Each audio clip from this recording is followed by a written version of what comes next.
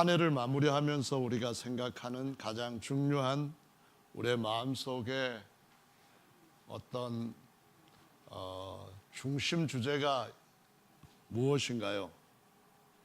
예수님을 믿는 우리한테는 또 한 해가 지나가면서 예수님께서 오실 때가 더 가까워졌다 하는 이런 마음들을 모두가 갖게 될 줄로 압니다. 내가 속히 오리라 이 말씀과 연관되어서 여러분들이 잘 기억하고 계시는 단어가 있죠. 그건 바로 마라나타라고 하는 단어이죠. 초기 교회들은 이 마라나타에 대한 말을 임마누엘처럼 일상적으로 잘 사용했던 것으로 전해집니다. 그럼 마라나타란 말은 어떤 의미인가요? 고린도전서 16장 말씀해 보시면은 20절부터 23절에 이런 말씀이 기록되어 있습니다. 24절까지인데요. 제가 읽어보겠습니다.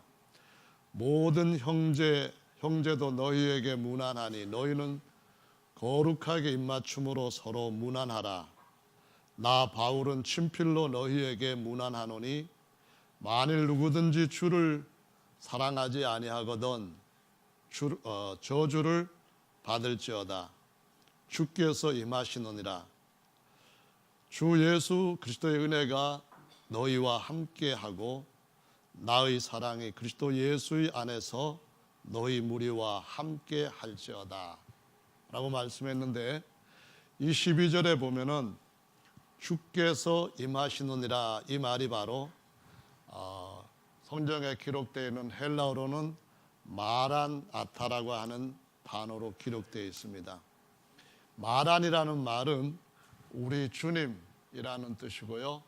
아타라는 말은 오신다, 오다라는 동사로 합성어이죠. 그래서 이 마라나타라고 하는 초기에 잘 사용했던 용어는 언어학적으로 볼 때 또는 성경에 있는 교훈적으로 볼 때 세 가지의 의미를 가지고 있는 것으로 알려져 있습니다. 하나는 요한복음 22장에서 사도 요한이 주 예수여 오시옵소서 하는 말과 같이 주 예수여 오시옵소서라는 의미를 가지고 있고요. 두 번째로는 우리 주님이 오셨다라는 의미로서 주님께서 낮은 모습으로 이 땅에 오셨다고 하는 것, 임마누엘 하시되 그 겉사람을 정말 보잘것없는 나사렛 젊은이의 모습으로 오셨다는 의미에서 마라나타라는 신앙 고백으로 사용하고 있습니다. 그리고 또 하나는 주님께서 두세 사람이 모인 곳에 예수님의 이름으로 모일 때에 그 중에 임한다라는 말씀으로 마라나타라고 하는 말을 사용하고 있습니다. 그래서 우리가 예수님이 두세 사람이라 할지라도 예수님의 이름으로 모이는 자리에 오신다는 것을 믿는다면, 그리고 오셨다고 하는 사실을 믿는다면은 그분 앞에 예배를 드릴 때에 앉아서 주님을 맞이하는 것보다는 서서 주님을 맞이하는 것이 더 합당하게 맞이하는 것이라는 것을 알 수가 있죠. 그래서 주님 앞에 드리는 일에 있어서 특별히 찬미의 제사를 드리는 것으로 주님 앞에 예배할 때는 모든 사람이 서서 주님 앞에 찬양하는 것이 주님이 더 기뻐하시는 일이고, 우리가 주님 앞에 경외할 때에 마땅히 해야 될 자세라고 성경은 가르쳐 주시고 있습니다. 응원을 할 때도 보면은 앉아서 하는 사람들도 있지만은 더 극적이고 더 크게 이기고 더 이겨야 될 때 힘을 불어넣을 때, 그때는 앉아서 하는 사람들은 거의 없습니다. 일어나서 하죠. 이런 모습을 우리가 근래에 저기 옛날에는 앙숙이었던, 지금은 한 사람 때문에 많이 그런 것들이 바뀌고 있는 베트남에서 볼 수가 있습니다. 베트남 사람들이 축구 경기에 응원을 할 때 보면은 앉아서 하는 것보다 서서 하는 것이 더 훨씬 잘하는 것으로 확인될 수가 있습니다. 혼자서 하는 것보다 때를 지어 가지고 막 응원을 할 때 나팔 불고 춤추고 어깨 동무하고 그냥 좋아서 펄쩍펄쩍 뛰고 그럴 때에 우리는 또 한 가지를 생각하게 되는데, 하나님이야말로 가장 낮은 모습으로 마라나타 하셔서 모든 인생들이 해결할 수 없는 사탄 마귀의 머리를 깨시고 죄와 사망의 머리까지 영원히 깨어주시고 우리로 하여금 그것들을 다 이기게 해주시는 대단히 큰 일을 하셨기 때문에 더 뜨겁게 하나님 앞에 예배하는 것이 마땅한 줄로 압니다. 그런 예배가 주님 오실 때가 되면은 계속 더 뜨거워지면은 정상이겠는데, 계시록에 기록된 말씀을 보면은 라오디게아 교회가 오면은 열정이 식어지고 형식에 치우친 교회가 된다고 말씀합니다. 회개하고 그 처음에 가졌던 열정을 다시 찾으라고 말씀을 하시는데요. 어느 정도로 미지근해졌는가 하면은 교회의 머리이시고 교회의 주인이신 예수님은 문 밖으로 내쫓아 놓고 교회에 예수님의 종인 신자들이, 사람들이 주인 노릇을 하는 이렇게 전도가 바뀌어버린 모습의 교회를 보여주고 있는 것을 알 수가 있습니다. 마지막 때가 되면은 우리가 더 주님 앞에 뜨겁게 예배하고 주님을 섬기는 것이 결국은 주님을 위한 것이 아니라 우리 자신의 영원한 생명과 복을 위한 것인 줄을 알고, 이 복 받는 것을 가로채려고 하고 뺏으려고 하는 악한 어떤 생각이나 환경 또는 다른 무엇이든 그것들과 싸워서 이기는 사람만이 주님 앞에서 영원히 승리를 누리게 될 줄로 믿으시기 바랍니다. 그래서 서서 예배하는 것 오늘 사회자가 시키셨는데, 저 우리 정용복 집사님 나와서 사회할 때는 사람들이 그나마 꼼짝없이 일어서서 몇 분이든 서서 찬양을 하는데, 다른 분들도 좀 그렇게 훈련은 우리에게 좋은 결과를 주니까 유도하시고 권고하시기를 바랍니다. 할렐루야. 어쨌든 주님께서 오늘 이 말씀을 우리에게 주시면서 우리가 주님이 기뻐하시는 삶, 또 우리의 속 사람이 원하는 삶대로 살 수 있으려면은 어떻게 해야 되는 것을 가르쳐 주셨습니다. 그건 다름 아니라 요한계시록의 오늘 본문 말씀에서 맨 마지막 절 말씀에 보시면은 주 예수의 은혜가 모든 자들에게 있을지어다 라고 말씀을 합니다. 예수님의 은혜가 있을 때에 가능하다라는 말씀입니다. 우리의 노력도 중요하고 우리가 뭐에 대해서 아는 것도 중요합니다. 하지만은 그 아는 것이나 노력들은 주님의 끊임없는 은혜가 우리한테 공급되어지고 부어지지 않는다면은 금방 떨기나무에 불꽃이 타다가 불 꺼져 버리는 것처럼 중단되는 때가 온다는 겁니다. 그래서 빌라델피아 교회의 사랑의 교회가 라오디게아 교회로 가고 불 꺼진 집처럼 되어버리는 것을 볼 수가 있습니다. 그렇기 때문에 우리가 주님 앞에 은혜를 받아야 된다라고 말씀을 하시는데, 은혜를 받으면은 할 수 있다는 것입니다. 은혜라고 번역된 성경 구절을 찾아보면은 구약 성경에서는 제일 먼저 창세기 6장 8절에 등장을 합니다. 창세기 6장 8절은 이렇게 기록하고 있습니다. 모든 사람들이 다 하나님을 떠나게 됩니다. 10만 명 아니라 10억 정도 되는, 오히려 그보다 더 많은 사람들이 다 하나님의 약속 경고를 떠나게 됩니다. 그런데 8절의 말씀은 그러나 노아는 야훼께 은혜를 입었더라 라고 말씀합니다. 노아는 하나님 앞에 은혜를 입었기 때문에 몇십 년 동안 전혀 일어날 것 같지 않는 상황 속에서도 산 꼭대기에 방주를 짓는 일을 했습니다. 작은 배가 아니라 거대한 배를 짓기에는 그들의 몇십 년의 삶을 그냥 다른 것들 제쳐두고 거기에 그대로 올인해야 되었고, 그 일을 할 때 수많은 사람들로부터 정신없는 사람들이라고, 이상한 사람들이라고 비난도 많이 받았을 겁니다. 그럼에도 불구하고 은혜는 그것을 능히 이기게 하였고, 은혜는 그들로 하여금 그 전 세계적인 지구적인 홍수가 일어났을 때에도 그 엄청난 재난 가운데서도 구원을 받게 했던 것을 볼 수가 있습니다. 그런데 이것이 우리에게 굉장히 중요한 의미를 주는 것은 예수님 재림하실 때가 바로 노아의 때와 같다고 성경이 가르쳐 주시고 있기 때문입니다.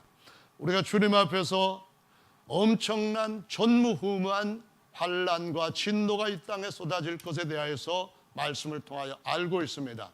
이와 같은 환난 가운데서도 우리가 영원히 살 수 있는 유일한 길은 주님 앞에 은혜를 받는 길인 줄로 믿으시면은 그 은혜가 여러분 앞에 영원한 생명을 가져다 줄 것이 확실합니다.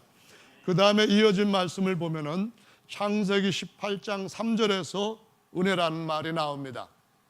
두 번째 나오는 이 은혜는 다른 것이 아니라 하나님께서 아브라함의 장막을 방문하셔서 명년에 내가 너에게 돌아올 것인데 너에게 내 본처로부터 아들을 낳는 기쁨이 있을 것이다 라고 말씀을 하셨습니다. 은혜를 받으니까 아이를 낳을 수 없는 사라가 이삭을 낳게 됩니다. 은혜를 받게 되니까 그 독생자를 하나님 앞에 감사함으로 바칠 수 있는 데까지 이어지는 것을 볼 수가 있습니다. 성경 말씀에서 사라가 아들 이삭을 낳았다고 하는 그것은 은혜를 받는 우리 모두가 다 하나님께서 주시는 은혜 속에서 우리의 옛날 종의 신분, 죄의 종의 신분, 이 낮은 신분이, 이 천박한 신분이 하나님의 아들로 이삭과 같이 다시 태어난다고 하는 사실을 보여주고 있는 것입니다. 요한복음 1장 16절의 말씀은 우리가 그 독생자를 통하여서 받는데 은혜 위에 은혜를 넣어라 라고 말씀합니다. 예수 그리스도 그분의 은혜를 어떻게 받을 것인가 하는 것을 창세기 18장 3절에서 보여주신 하나님이 우리가 먼저 그 독생자를 하나님이 기뻐하시는 모리아산에 바쳤을 때에 그 아들을 통하여서 하나님의 독생자를 주실 것을 미리 보여주셨고, 그 아들을 통하여서 우리가 은혜를 받는데 아무 것으로도 해결할 수 없는, 어떤 세상에 있는 모든 죄물로도 해결할 수 없는 죄사함을 받았으며 하나님이 지으신 최고의 존재인 천사들까지도 영원토록 다스리고 소유할 수 있는 하나님의 아들이라는 신분으로 우리의 속 사람을 다시 태어나게 하셔서 이삭과 같이 하나님의 후사가 되는 자리에 세우셨다고 하는 사실을 보여주시고 있다는 것입니다. 이것이 바로 은혜를 받아야 되는 일입니다. 은혜를 받아야만 주님 재림 때에 우리가 주님께서 약속하신 모든 것들을 은혜로 받게 되는 줄로 믿으시기 바랍니다. 창세기에서 세 번째로 은혜에 대한 말씀이 나오는 것은 창세기 19장 19절 말씀입니다. 이 19절 말씀에 보면은 롯이 천사에게 이렇게 말을 합니다. 종이 당신께 은혜를 얻었고 당신께서 큰 인자를 내게 베푸셔서 내 생명을 구원하시오면 두렵건대 나를 저 조그만 성으로 갈 수 있도록까지 인도하시고 도우시옵소서라는 내용의 말이 나옵니다. 롯이 소돔과 고모라에서부터 구출되는 것은 하나님께서 천사를 보내셔서 그 가족들 하나하나 손을 붙잡고 끌어내셨기 때문입니다. 그리고 그가 소알이라고 하는 조그만 성까지 갈 수 있었던 것도 하나님께서 천사를 통하여서 롯에게 은혜를 베푸셨기 때문입니다.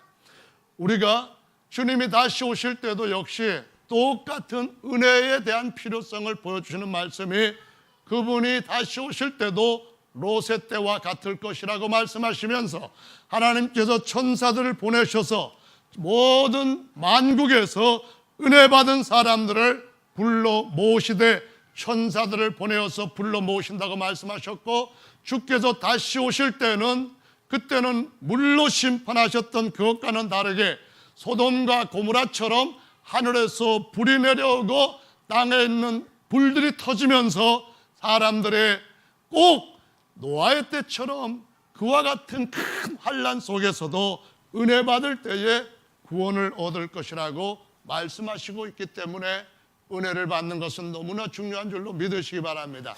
은혜란 것이 무엇인가요? 그냥 마음속에 기뻐하면은, 마음속에 뭔가 좋은 것들을 느꼈으면은 은혜를 받은 것인가요? 그런 은혜도 있을 수 있습니다. 그러나 진정한 은혜는 주님의 말씀에 맞게 우리의 삶을 맞추는 것인 줄로 믿으시기 바랍니다. 방주를 지으라는 말씀에 맞추어서 우리의 삶이 따라가는 삶을 살아야 되는 겁니다. 세상의 소돔과 고모라 같은 그러한 문화 속에서부터 나와서 따로 거할 수 있는 삶을 사는 능력으로 살아갈 때에 은혜를 받은 것입니다.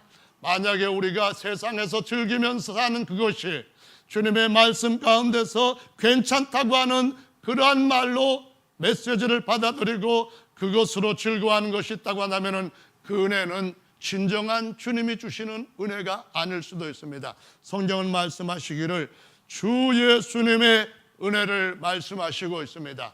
그것은 우리가 기뻐하고 좋아하는 것이 아니라 주님의 기쁨이 우리의 기쁨이 되고 주님의 원하심이 우리의 원함이 되는 그와 같은 힘을 얻는 것이 진정한 은혜가 되는 것인 줄로 믿으시기를 바랍니다. 신약 성경에서도 보면은 은혜에 대한 말씀이 누가복음 1장 28절에 처음 나옵니다. 이 은혜는 어떻게 되어 있는가 하면은 하나님께서 동정녀 마리아를 천사를 통하여서 뭐라고 부르시는 그런 기록이 바로 누가복음 1장 28절에 있는데, 은혜를 받은 자여 평안할지어다 주께서 너와 함께 하시도다 하는 말씀이 신약 성경에 제일 먼저 나타나는 것입니다. 임마누엘 하시는 그 주님이 먼저 여인의 태를 통하여서 사람들 가운데 자기 백성에게 나타나시고 찾아오시는 것을 볼 수 있습니다. 아브라함의 장막을 찾으셨던 그 하나님이 친히 사람의 장막을 입기 위하여서 마리아의 태를 통하여서 장막을 입으시고 이 땅에 임마누엘 하시는 모습을 보일 때에 은혜 받은 자여라고 말씀하십니다. 우리 주님께서 우리 안에 찾아오셔서 우리를 그분이 영원히 거하실 하나님의 장막으로 바꿔주신 일을 할 때도 역시 주님이 우리가 그 안에서 받는데 은혜 위에 은혜로라 이렇게 말씀하고 있는 것을 볼 수가 있습니다. 사랑하는 성도 여러분, 누가복음 4장에 그것이 바로 은혜해를 전파하는 것이고, 은혜해라고 하는 것은 구약에서 번역한 말로는 희년을 맞이했다고 하는 것입니다. 희년이 50째 되는 그 해만 끝나는 것이 아니라 계속해서 우리의 삶 가운데 날마다 희년이 되고 해마다 희년이 되고 주님 오실 때까지 일평생 우리에게 희년으로 살 수 있는 복을 주시는 것이 은혜 받은 사람들의 삶인 줄로 믿으시기 바랍니다. 오늘 여기 계시는 모든 분들이 다 은혜 받은 사람들이 되시기를 예수님의 이름으로 축원합니다. 할렐루야. 은혜를 받으면은 주님을 사랑할 수 있게 됩니다. 은혜를 받으면은 주님께서 기뻐하시는 일을 할 수가 있게 됩니다. 은혜를 받으면은 주님께서 지시하는 일을 하실 수가 있게 됩니다. 모든 분들이 다 은혜 받은 자여라고 부르시는 그러한 주님의 기뻐하심을 입게 되시기를 예수님의 이름으로 축원합니다. 오늘 사회자가 말했습니다. 우리가 믿음 위에 굳게 서기 위해서는 흔들리는 것 위에 세워서는 안 된다는 말을 합니다. 우리의 믿음을 세상에서 어떤 성공이나 또는 사람들이 성취하고 싶어하는 어떤 그러한 야망이나 또는 세상 사람들이 갖고 있는 많은 부동산의 소유를 그거를 우리가 주님으로부터 받았다는 은혜로 생각하면은 이 모든 것들은 흔들리는 때에 흔들린다고 말씀합니다. 이 흔들린다고 하는 말씀, 흔들리지 않는 데 세워야 된다는 말씀, 흔들리지 않는 나라를 받았다고 하는 말씀이 히브리서 12장에 기록된 말씀입니다. 히브리서 12장은 주님께서 시내산에 임하셨을 때에 시내산마저도 하나님이 흔들었다고 말씀합니다. 주님이 다시 하늘의 시온산에 강림하실 때, 재림하실 때는 하늘에 영원히 견고한 흔들리지 않는 나라를 주실 것이기 때문에 우리에게 뭐라고 말씀하시는가 하면은 진동치 않는 나라를 받을 것이기 때문에 이 진동치 않는 나라를 받기 위하여서 은혜를 받을지어다 라고 히브리서 12장은 우리에게 다시 한번 권고하는 것을 볼 수 있습니다. 진동치 못할 나라를 받았은즉 은혜를 받자라고 말씀합니다. 12장 28절의 말씀을 보면 그러므로 우리가 진동치 못할 나라를 받았은즉 은혜를 받자. 은혜를 받아야 흔들리지 않는 곳에 우리의 믿음을 건축할 수 있는 줄로 믿으시기 바랍니다. 은혜를 받아야 위의 것을 끝까지 쫓을 수 있는 믿음을 가질 수가 있게 된다는 것을 보여주고 있습니다. 그러므로 우리가 경건함과 두려움으로 하나님을 기쁘시게 섬길지니 그분은 모든 것들을, 은혜 속에 있지 않는 모든 것들을 소멸하시는 불이심이다 라고 말씀을 하시고 있습니다. 썩어져 버릴 것들, 흔들려 버릴 것들, 불타버려 버릴 것들, 이런 것들은 소돔성에서나 있는 것인 줄로 믿으시기 바랍니다. 하늘의 새 예루살렘 성에 있는 것들을 찾는 사람만이 영원히 굳게 흔들리지 않게 세워질 것이라고 말씀하시고 있는 것입니다. 오늘 여기에 모든 분들이 은혜 받으시고 그 위에 다시 한번 새로운 한 해를 세우시기를 예수님의 이름으로 축원합니다. 한 해를 돌아보면서 은혜 위에 세우지 못한 것이 있다면 점검하고 바꿔보시는 은혜 받는 하루가 되시기를 예수님의 이름으로 축원합니다. 은혜를 받으면 제일 먼저 주님께서 우리에게 할 수 있게 하신 것은 바로 사랑하는 형제들 간에 서로 좋아하고 존경하고 축복하는 것입니다. 오늘 말씀을 보시면은 특히 마라나타에 대해서 사도 바울이 말씀을 가르치고 난 뒤에 똑같이 은혜를 말하면서 그 다음에 한 말은 너희가 서로 거룩한 모임 속에서 입맞춤으로 무난하라 라고 말씀을 합니다. 무난하다고 하는 헬라어 단어는 아스파조마이라고 하는 단어를 쓰게 되는데요. 이 단어는 인사하다, 환영하다, 무난하다라는 의미로 사용됩니다.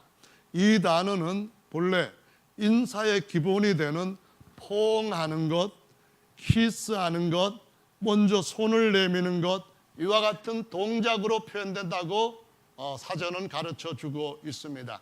우리가 주님 앞에 모두가 다 은혜를 받아서 같은 무리가 되었다고 한다면 지난 한 해 동안에 우리는 계속해서 거의 예배 시간마다 같이 손을 맞췄습니다. 손을 먼저 내밀었습니다. 서로 끌어안고 형제라고 하는 사랑, 주님으로부터 같은 은혜를 받은 사람이라는 것을 확인해 왔습니다. 우리는 사랑하기 때문에 같이 자리에 앉고, 우리는 사랑하기 때문에 같이 기도하고, 우리는 사랑하기 때문에 같이 자리에 앉아서 서로를 위하여서 손을 잡는 것을 은혜 받은 모습이라고 가르쳐 주시고 있는 것입니다. 이것은 예수님께서 우리에게 주신 것과 똑같은 의미로 상통합니다. 주님 앞에 경배한다고 하는 단어는 헬라어로 프로스퀴네오라고 하는 단어를 쓰는데, 프로스는 딴 데를 보는 것이 아니라 앞에 있는, 자신 앞에 있는, 자신 가까이 있어야 할 그 존재를 향하여서 그 존재를 바라보면서 그에게 퀴네오 한다는 겁니다. 퀴네오는 무릎을 꿇고 그때의 존경을 표현할 때에 손에나 발에다가 입을 맞추는 것을 의미합니다. 하나님 앞에 경배하는 자들은 하나님 앞에 어떤 모습으로 나가야 되는지를 보여주는 말씀입니다. 주님 앞에 나간다고 하면서 우리 앞에 다른 것들이 있으면 안 됩니다. 때로는 물질이 우리 앞에 어른거리고 황금송아지가 우리 앞에 보이고 그 발을 만지고 그 발에다 입 맞추는 것은 하나님 앞에 있다 할지라도 온전한 예배가 될 수가 없다는 것입니다.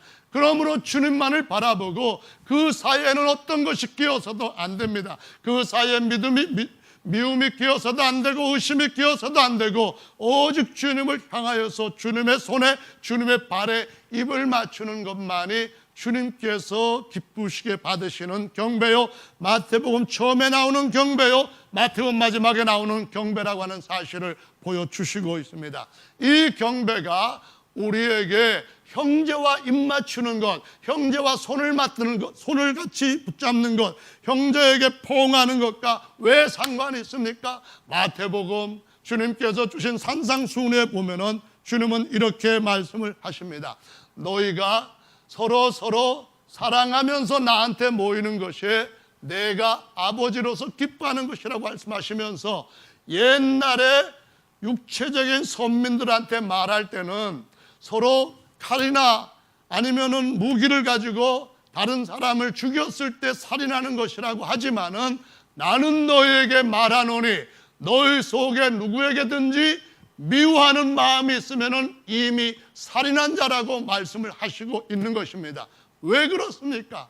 하나님께서 구별하셔서 하나님 앞에 더 큰 은혜 위에 은혜를 주셔서 죄사함도 받을 수 있었고, 하나님의 아들로 태어난 또 다른 은혜를 그 위에 받았던 사람들은 특별한 은혜를 갑절로 받았기 때문에 그들이 가지고 있는 그 속사람은 하나님께서 더 크고 귀하고 질 좋은 것을 받으려고 하시는 줄로 믿으시기 바랍니다. 구약에서는 아무리 마음에 미워해도 그것이 살인죄로 여겨지지는 않았습니다. 그들을 칼을 가지고 죽이거나 아니면 몽둥이로 채 죽이거나 그랬을 때 살인죄로 갖고 있었습니다.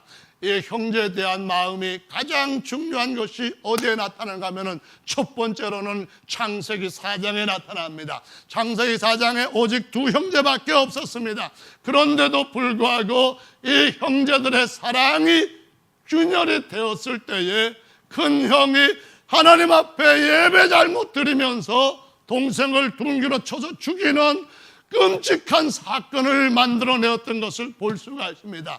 예배와 형제 사랑은 동시에 있는 줄로 믿으시기 바랍니다. 예배가 씨라고 한다면 형제 사랑은 열매라고 하는 사실을 우리가 꼭 기억해야 됩니다. 지난 한 해 동안 우리 모든 형제 자매들은 서로 사랑을 해왔습니다. 서로 같이 포옹을 하고 서로 같이 손을 맞추고 서로 같이 거룩한 입 맞춤으로 잘 되기를 축복하고 무난하고 잘 되는 것을 들을 때에 내일처럼 기뻐했습니다. 이제 지난 한 해를 돌아보면서 다시 새해에는 주님 앞에 형제 사랑의 열매가 더욱더 많아질 수 있도록, 주님을 사랑한다면, 주님 앞에 은혜를 받았다고 한다면 주님께서 주신 이와 같은 일도 꼭 하시기를 예수님의 이름으로 축원합니다. 어떤 때는 우리가 주님 앞에 인사를 한다고 하지만은, 예배를 드리고 나왔을지라도, 예물을 가지고 주님 앞에 나왔을지라도, 큰 예물을 가지고 주님 앞에 나왔을지라도, 혹시라도 마음에 형제에게 무엇인가 부담이 되는, 형제에게 뭔가 마음이 상처된 일이 생각나거든 예물을 제단 밑에다 일단 내려놓고 형제와 먼저 가서 화해하고 그 다음에 서로가 화목해졌을 때에 예물을 하나님 앞에 드리라고 말씀하신 것이 산상수훈에서 주께서 가르쳐 주신 말씀입니다. 예배도 중요합니다. 하나님 앞에 불어서 그녀하는 것도 중요하지만은 형제들끼리 서로 아스파초마야 하는 것이 또 못지않게 중요하다고 하는 사실을 보여주시고 있습니다. 한 해 동안에 손 맞추지 못한 분들이 있으십니까? 없으신다면 우리는 행복한 사람입니다. 한 해 동안에 포옹하지 못한 사람이 있습니까? 포옹하지 못했다고 한다면 이 해가 지나가기 전에 하나님 앞에 나가야 됩니다. 포옹하지 못했기 때문에 하나님 앞에 경배하는 일까지도 포기하는 일이 있다고 한다면 이제는 이것을 끊어버려야 되는 줄로 믿으시기 바랍니다. 하나님 앞에 예배하는 것 중요합니다. 성도들은 하나님 앞에 예배하기 위해서 부르심을 받았고, 하나님은 예배하는 자를 찾으십니다. 그런데 그 예배에 나올 때 혼자 나가는 것이 아니라 우리는 함께 모임으로 나간다고 하는 사실을 어느 때도 잊어서는 안 되는 줄로 믿으시기 바랍니다. 교회는 물과 성령으로 거듭난 성도들의 무리입니다. 그러한 교회들에게 양육을 위하여서 어린아이 같은 신앙 상태에서부터 장성한 상태가 되도록 자라게 하기 위해서 계속해서 보낸 가르침들이 서신서들 중에서 나타나고 있습니다. 서신서들을 보면은 그 맞추는 부분이 항상 처음에 나타내는 부분이 항상 이렇게 말합니다. 서로 무난하라는 겁니다. 거룩한 입맞춤으로 무난하라는 겁니다. 형제 자매 여러분, 성도들이 함께 주님 안에서 자라가는 것은 하나님 아버지께서 보실 때에 아버지로서 정말 기뻐하시는 것인 줄로 믿으시기 바랍니다. 명절 때마다 우리가 부모님들을 찾을 때에 부모님들이 어떤 자식이든 미운 자식, 고운 자식 다 깨물면 아픈 귀한 자식들입니다. 어떤 자식이든 형제끼리는 조금 소원할지 모르지만은 아버지 입장에서 볼 때, 어머니 입장에 볼 때 전부 다 내 손가락보다도 더 아픈 자식이고 내 눈에 넣어도 아프지 않을 만큼 귀한 자식들입니다.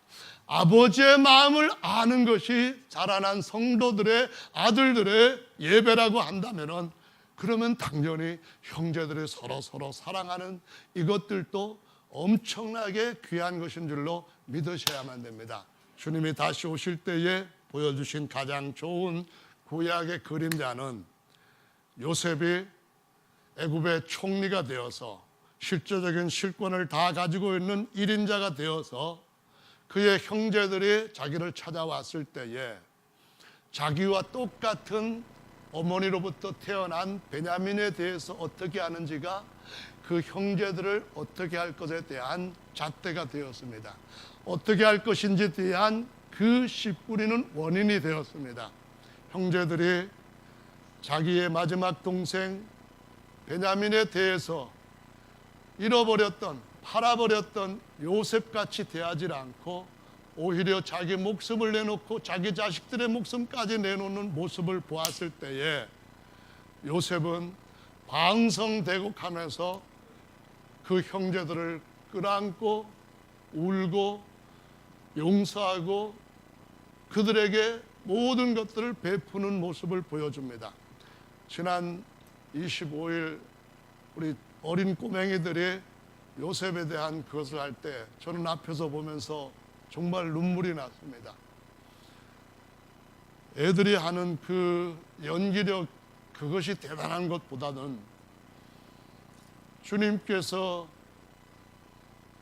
마지막 다시 오실 때에 그분 앞에 우리 모두를 모을 것인데 그 모임 앞에 정말 내가 포옹하지 못한 형제가 올 수 있는가를 생각해야 된다는 것을 이 2018년도를 보내면서 우리 모두는 진지하게 생각을 하고 그와 같이 살기 위해 힘썼다고 한다면 하나님 앞에 받은 은혜로 인하여서 여러분 스스로 더욱더 그 은혜를 다른 사람에게 끼치는 삶으로 새해를 준비하시는 이러한 복이 있게 되시기를 예수님의 이름으로 축원합니다.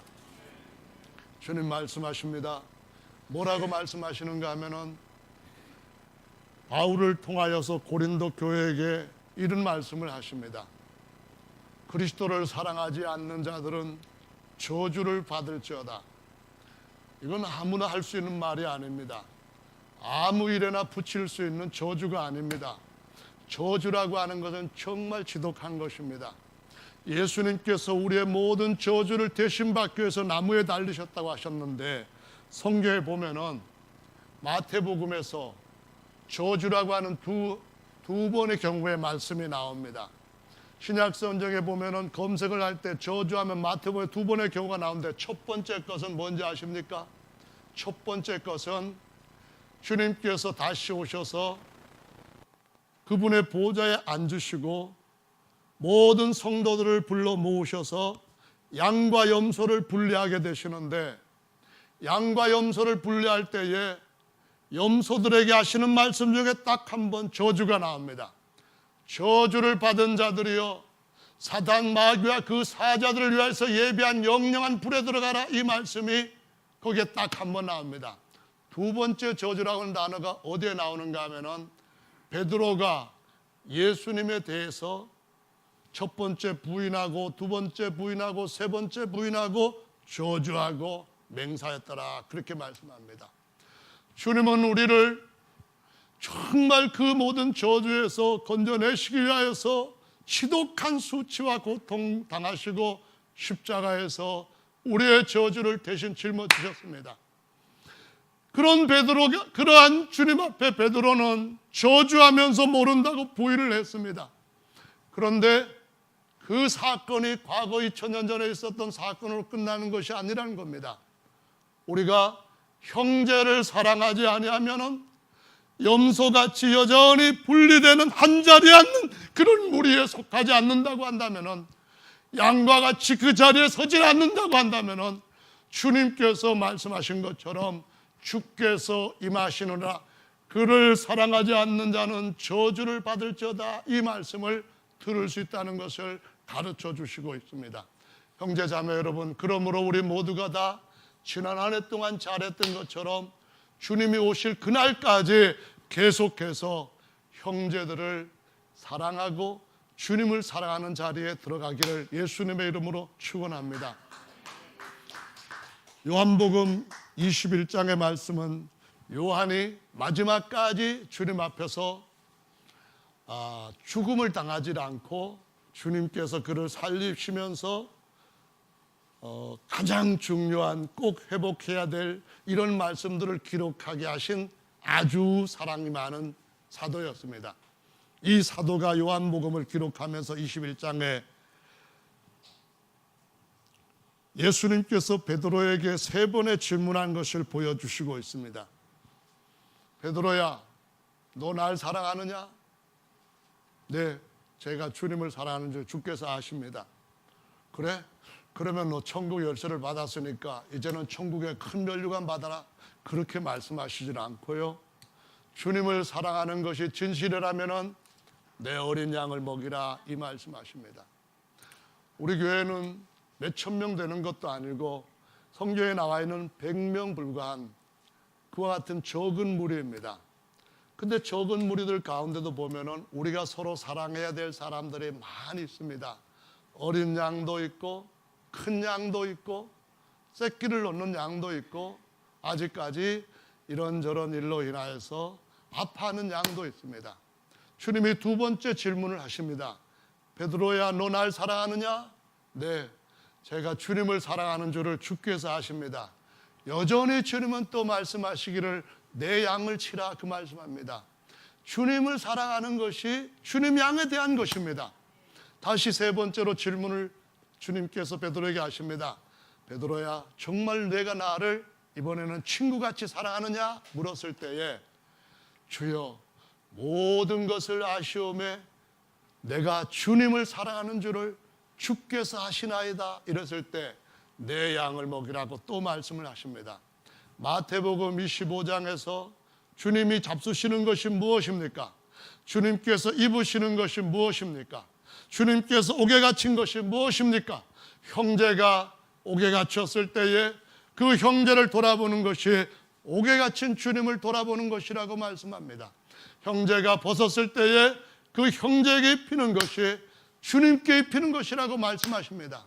그것이 주님을 사랑하는 것이라고 말씀하시면서 주님은 너희가 나를 사랑하면은 내 계명을 지킬 것이다 라고 말씀합니다.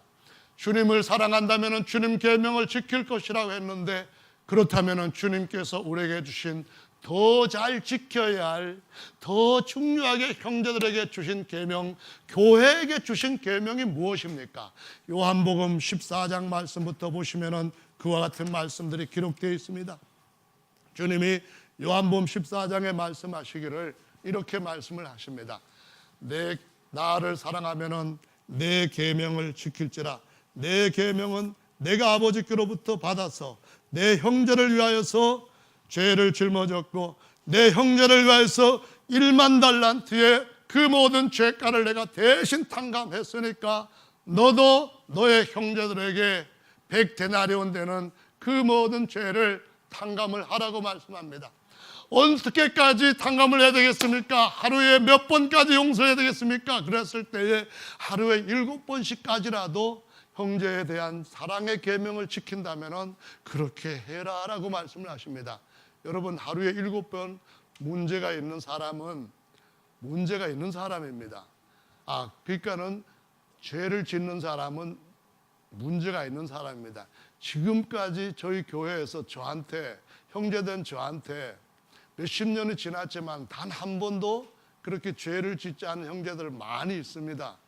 근데 하루에 몇십 년도 아니고 하루에 7번씩 죄를 짓는다고 한다면은 정말 문제가 있는 사람입니다. 문제가 있는 사람한테 우리가 어떻게 대해야 되겠습니까?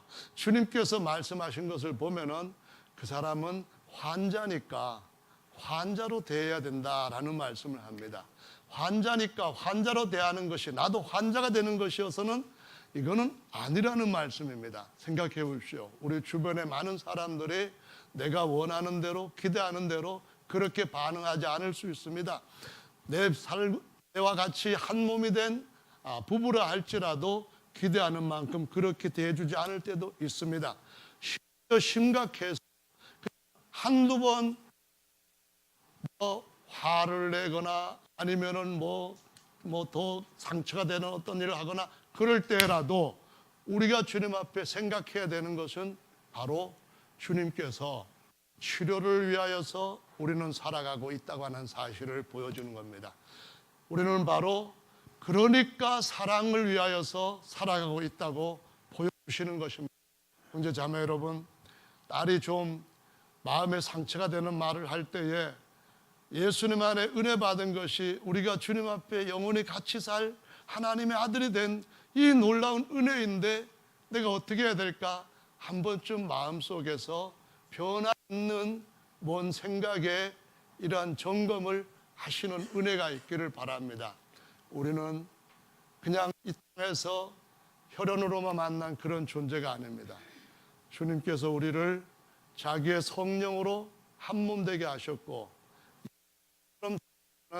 그 한 몸의 지체로 삼은 정말 주님과 같이 귀한 존재라고 하는 사실을 기억하시면서 주님 앞에서 사랑하는 이 2018년 마무리 잘하시고 사랑하는 2019년 더 큰 사랑으로 주님 앞에 한 해를 또 한 번 멋지게 채우시기를 예수님의 이름으로 축원합니다.